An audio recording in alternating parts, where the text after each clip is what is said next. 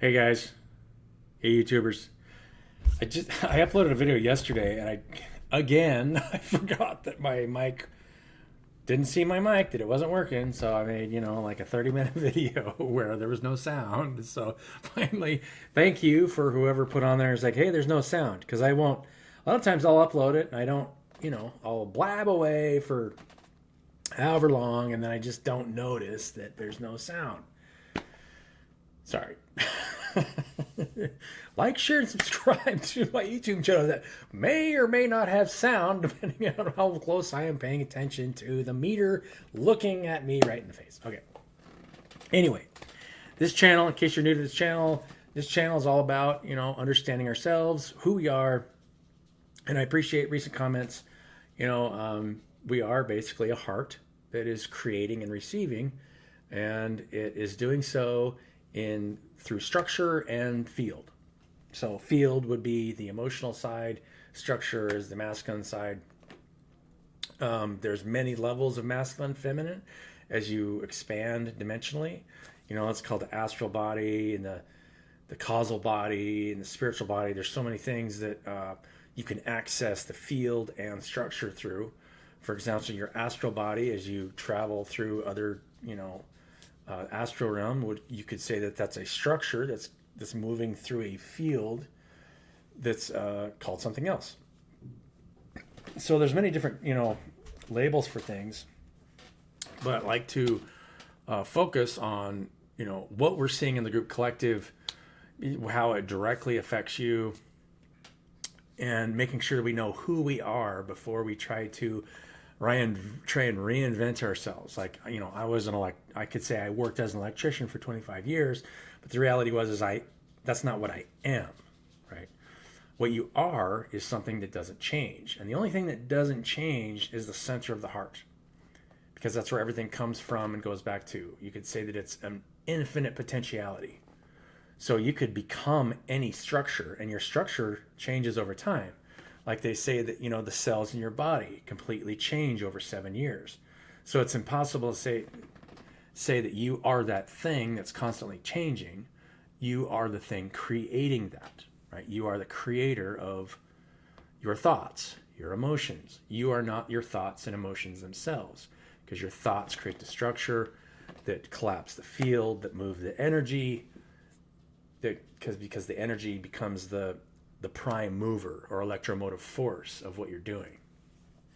I am speaking. The words coming out of my mouth have both masculine and feminine aspect, right? There's a structure behind them that is collapsing a field to create enough energy to move that structure. That's how everything works. Knowing that helps us realize that our emotions create the world around us. If you guys have ever seen the water experiments where they measure water and then look at how the water changes, the structure in the water actually changes depending on the emotional state of, the people that are around them. You are actively changing the structures in your body and the structure of the people around you depending on your own emotional state. And love, this is why love is the greatest emotion, because love has a grounding energy that's always grounded in the present moment. It's not based in something in the past, and it's not based in something that might happen or may happen. Those are all illusionary states. You could say that it's a wasted energy when you're focused on either direction, because it's not grounded in the present. You're kind of moving out of your natural creative energy. And so in the group collective, we see all those old structures breaking down because they're based on fear mechanisms to make sure that we have enough and we're attached to something so that we are provided for tomorrow, right? Now, that's not to say that any of those things are evil, or anything that you may own or not own is evil, but it's when you have a negative attachment to those things that it can cause you to create fear in your environment, and will have an adverse reaction in how we interact and how we love one another. So what's happening in the group collective? I make this video, the purpose of this channel is to try and help educate on what's happening in the group collective. Those structures, hierarchical structures, are based off of siphoning energy up to the top of a pyramid, right? Super toxic. if you find yourself in some kind of pyramid structure, it's always going to be toxic. There's no way to get out of it. The only way to really have healthy relationships is when you're having even energetic exchange with people, and you're creating together. And the thing that you're creating, you're not attached to. You're just sharing the benefits of what you're creating, right? I mean, that's conceptually what obviously would be a healthy society, but we don't build societies that way. We in the past, because people are too tied energetically to the past, to traumas, and feeling like they have to pull energetically from their environment, it causes for toxic relationships, right? Because let's say, and unfortunately, the people at the top have the most toxicity. People that have hundreds of cars or feel like they have to, attach to all these external things to make them happy. So their emotional states will go up and down depending on if they feel like they're going to lose those things or not lose those things. This is why, all these ascended masters and people like Jesus taught to let go of those things, because you actually are creating your reality through your thoughts and emotions. And in order to master yourself, you have to let go of those things. And it's a process. It's not something that happens overnight. And so mental health has become a major issue, right? When we have phones that trigger the emotional response or trigger a dopamine response in the body to feel like we always got to keep looking at that thing. Practice letting go of things, right? This is something that we all have to practice in order to master ourselves emotionally, make sure that we're not going back to the same thing over and over and over to make ourselves feel better. Eventually it won't make you feel better. It will become something that feels like it's tying you down, because you can't let go of it. There isn't anything that we shouldn't be able to enjoy in this reality, but we can't enjoy it if we feel like we're tied to it. Before I go too farther, I keep getting messages, and I'm going to try and remember to do this. I'm going to put it in the comments, a link to a donation page for an orphanage that I support.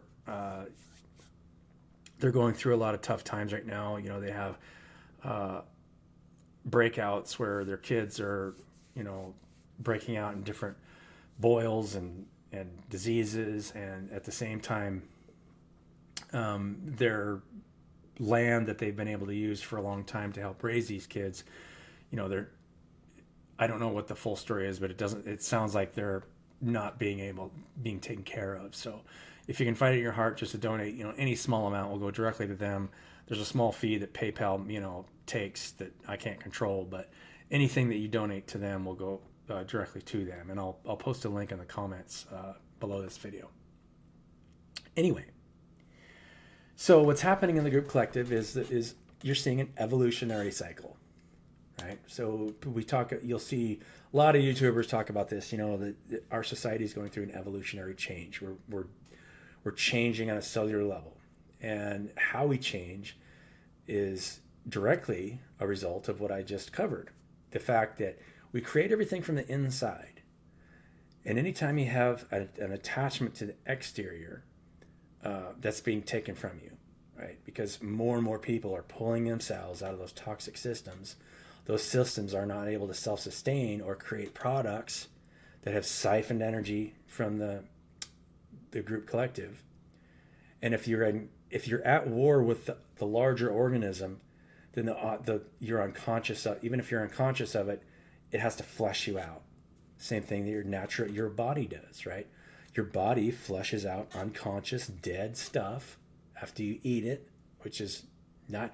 If you're constantly eating things, then you're unconscious energetically. The fact that you are whole. When you look at a picture of our biofield, it's a self-contained system. Everything that goes up comes around and comes back in. So it's a closed loop, self-sustained system. So there's actually no real. This is why all these ascended masters, and I speak of Jesus specifically, he's misrepresented through Christianity in a lot of ways. He was actually teaching people how to heal themselves, how to heal one another, and mostly how to heal yourself through fasting and meditation. Because fasting means a lot of different things. But fasting means to let go of, right? It's okay to enjoy food, but if it feels like you have to eat or die, you've got a negative emotional attachment. So short-term fasting will help you make yourself more aware of what you're emotionally tied to. And a lot of times when you fast, you'll have a deeper understanding of maybe an unconscious emotional attachment that you weren't even aware of until you do, like, say, a 3-day fast. Very common. I've done these before, and it's and then after you let those emotions go, you'll get this inrush of energy because it's pulling you down and not even realize it. So amazing, right? I mean, when you think about it, all of the biggest periods where we had a mass extinction, and I talked about this in the last video that I didn't have sound for, but the biggest mass extinction in history, I can't remember the number of years. I should have looked it up before I did this video, but it was several 100 million years ago. I don't know if it was 2 billion years ago or if it was less than that. Maybe it was 600 million. I don't know. I know it was the shift between the Cretaceous period and the next period. I can't remember. But it was when all the plankton in the sea basically bloomed and blossomed to the point where they ate themselves to death, right? And then 99% of the species on the planet died, and then immediately in the geological record, new species that were more complex and moved more energy and information in the body appeared. Because it's the natural order of things, right? When you eat yourself to death or feed on your environment because you're causing conflict with the rest of the organism and you're not surrendering to the needs of the organism around you, then the organism needs to spit you out and you'll die of natural causes. So in order to live longer, healthier lives, you have to energetically surrender yourself to the needs of the people around you. And so you have to get into your natural creative and receptive cycles. You go from your heart space and then receive. I hope this is making sense to all you guys. And when you're doing your creative work, you want to make sure that you're impacting. Your heart as a weapon. You want to love, but you also want to block energy that's toxic, right? Because you want to make sure that you're not pouring your energy into something that's toxic. If you're pouring your energy into a hierarchical system that's feeding off of people in an unbalanced way, you're not helping the organism. You're actually at war with the organism. The organism is trying to get to a place of peace and wholeness. The cells in your body have equal exchange of energy. If you tried to create a hierarchy with a group of cells in the body, it would turn cancerous and die. And that's why you see cancer rates rise, because what's happening internally to us is actually happening externally. But we can heal ourselves by making sure we're taking care of ourselves and trying to get in a balanced state where I'm balancing my creative and rest cycles. And then if I don't feel good, if I feel depressed, or if I feel anxious in any way, just take the time to rest, because it's the body can naturally heal itself of anything. You just have to let it rest. Eating doesn't let the body rest, right? You're breaking down other fields and structures to try and consume it, but you're not actually really consuming it. You're just breaking it down, turning it into more unconscious energy that just needs to get flushed out of the body. Yeah. Big subject. I'd love to answer questions if you guys have questions about specific subject that I'm covering, but I had a project a while ago, so that there is an intermediate phase that I believe that we should go to, and that will end up becoming a permanent phase, right? Because groups of healers will end up coagulating, coming together, understanding that you're always protected if you're in that state of surrender to the needs of the body around you, and to stay in non-judgment when you listen to what's coming at you.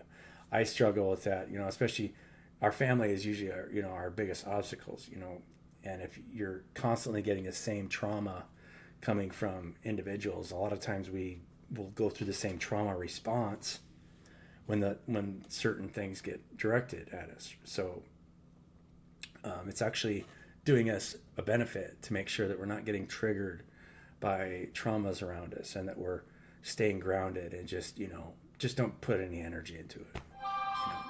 Cut it off. Just say, hey, look, I don't want to talk about it. I don't think it's healthy for us to talk about it. Let's move on. No blame, right? No condemnation. Just not going to talk about it. It's not relevant, right? Create together. Make music together. Love one another. Setting boundaries is very important.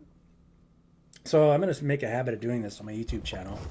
I'm going to pull 3 cards. We'll talk about cards, how I think it's relevant, or what I'm feeling is what is relevant to what the group collective is going through, or what you guys need to hear. And then we'll pull an oracle card. We'll call it a day.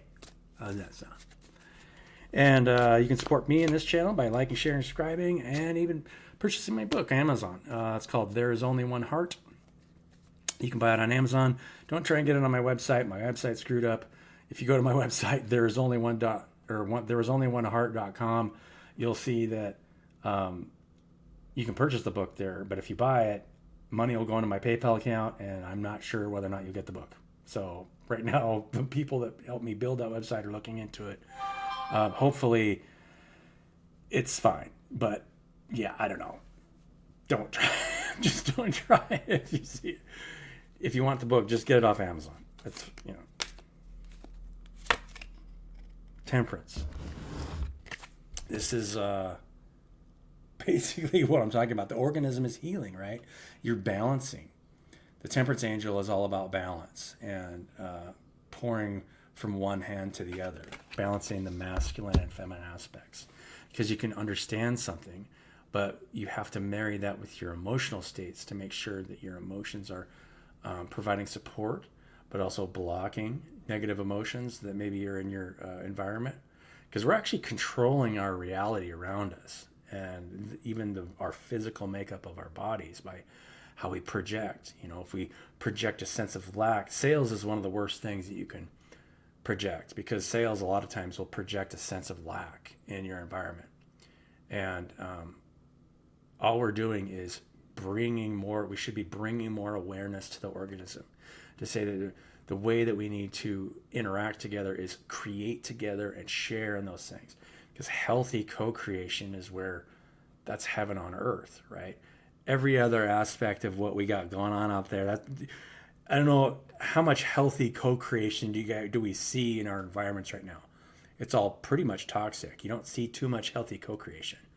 So as soon as we can create a healthy co-creative organism that knows how to continue to heal from the inside out, and then project that higher state of awareness to its environment, that's how you can set an example for the rest of the organism to heal, right? You don't ever value someone's time different, because whenever you're valuing someone's time at a different rate, you're creating a judgment of the mind, which has a toxic effect on the body, right?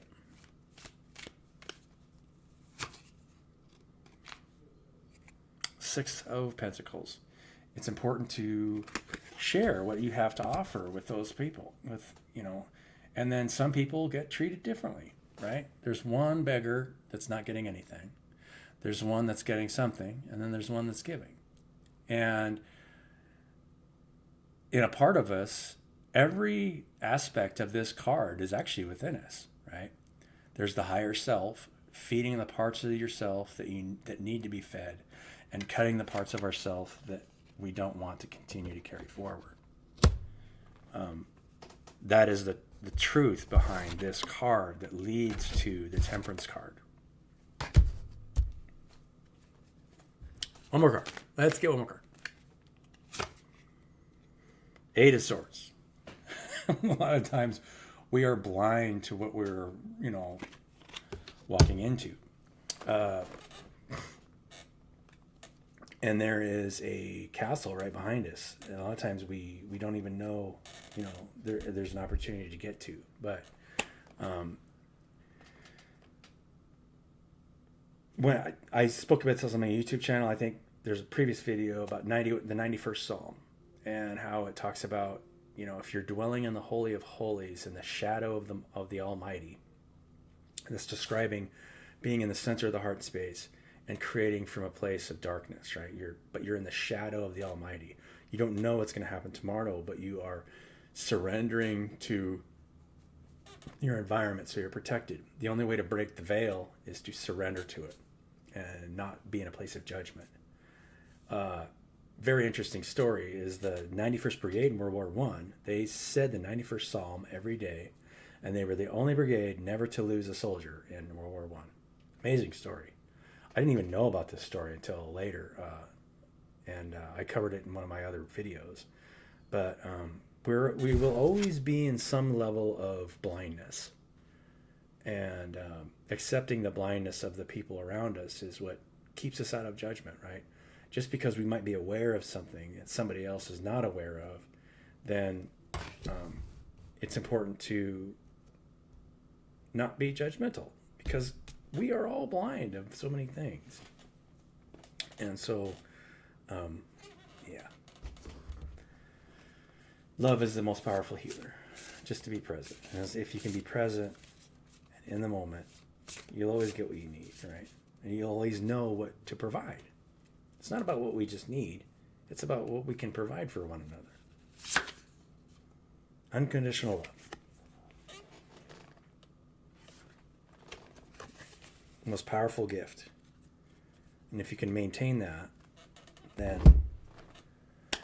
you will be at peace, right? And if you ever fall out of unconditional love, you won't be at peace, especially of yourself.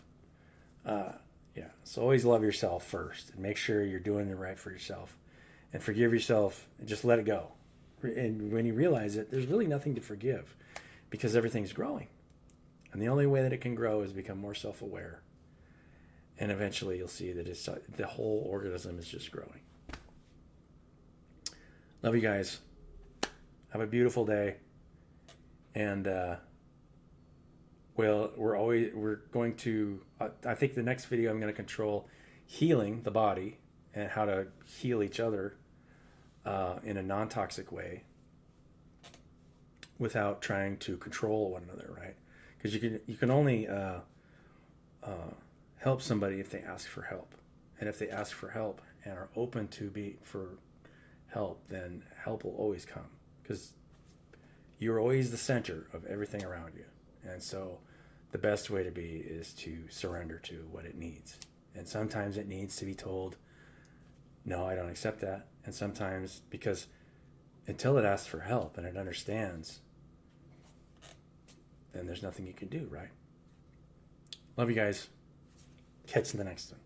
Bye.